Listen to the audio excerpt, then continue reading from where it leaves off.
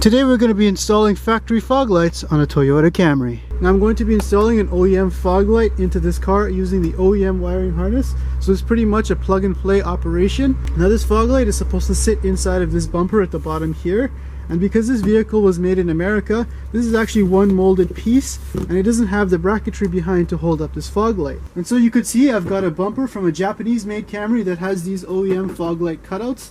I've also got these fog lights here, as well as the turn signal switch, which has the fog light switch on it, and then of course a fog light relay. All of these I got from the junkyard for under $80. Now I've actually restored this fog light and vinyl wrapped it with this light blue tint so that it protects it from getting hazed again. Now the first thing I'm going to do is remove the bumper cover so I can swap in the new one. So the first thing we're going to do is remove all of these 10mm bolts around the circumference of the bumper where it joins to the engine undercover.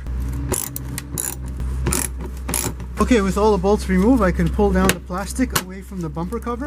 Now that's free from the bumper cover. So next up, I'm going to pull the splash guard back a little bit around the area where it joins to the fender. And if you look up inside of there, there is a 10mm bolt that I'm going to remove. And that's the 10mm bolt. And now with this corner bolt free, I can pull the bumper back away from the headlight and fender. And then up at the top here, underneath the grille, we have a clip in the center and two 10mm bolts that need to be removed from the outside at the top of the bumper. And to remove these clips, you use a small screwdriver, pop up the centerpiece, and then that comes out, and then this inside piece comes out, and it's free. And now with all the fasteners free, I'm going to go ahead and remove the bumper cover from the body of the car.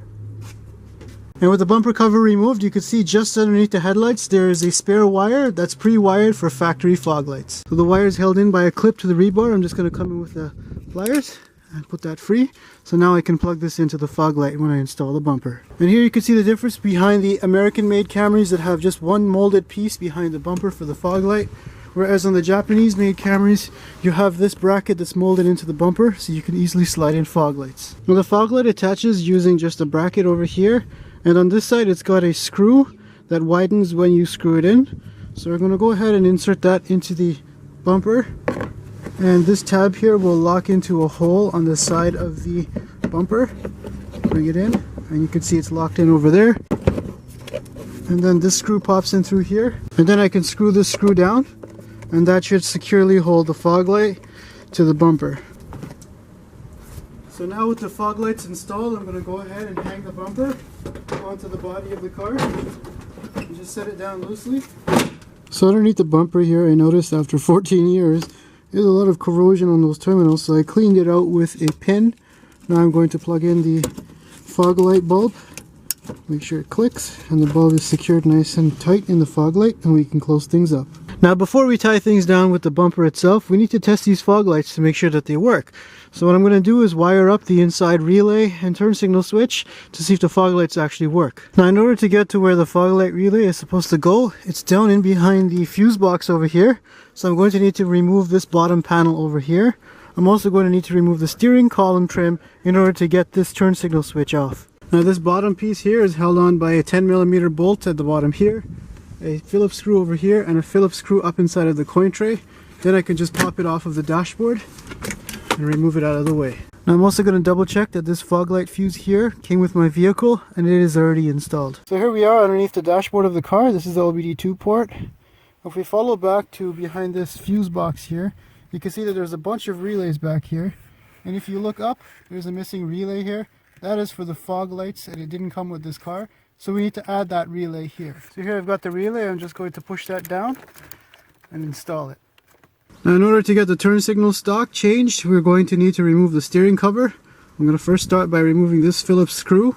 And then I can turn the steering wheel the other way, revealing the other screw over here that needs to be removed. And I should be able to separate the bottom half of the steering wheel cover. And then I could also remove the top half. I need to remove this instrument cluster piece. And then I should be able to remove this top half out of the way. This turn signal switch is just held in by a clip here. And I'm going to use a screwdriver, push it in, and the turn signal switch will pop free. And then now I can disconnect the old turn signal switch and then come in with the new turn signal switch that has the fog light on it and plug that in. and then we can reinstall that back onto the steering column. And now it's just a fact of replacing all of the plastic pieces that came off of the steering column. And then I can replace the lower piece, which just clips in. And then I can go ahead and replace the screws. And then I'm going to replace the lower dash panel.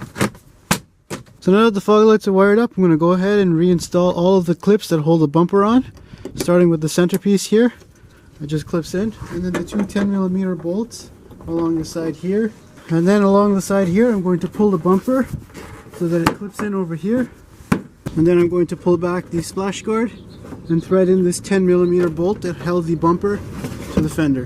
And then I can pull back the bumper and tuck in the splash guard. Next I'm going to come underneath the bumper and I'm going to put the splash guard inside the bumper. Next I'm going to replace all of the 10mm bolts that hold the splash guard to the bumper underneath the car. Now the last thing to do is to test out the new fog lights. Now the fog lights are dependent on the headlights, so you'd have to turn on the headlights first and then you can turn on the fog lights. And you can see this is what the fog lights look like once it's all installed. It lights up the foreground nicely, except my HID headlights kind of overpower them.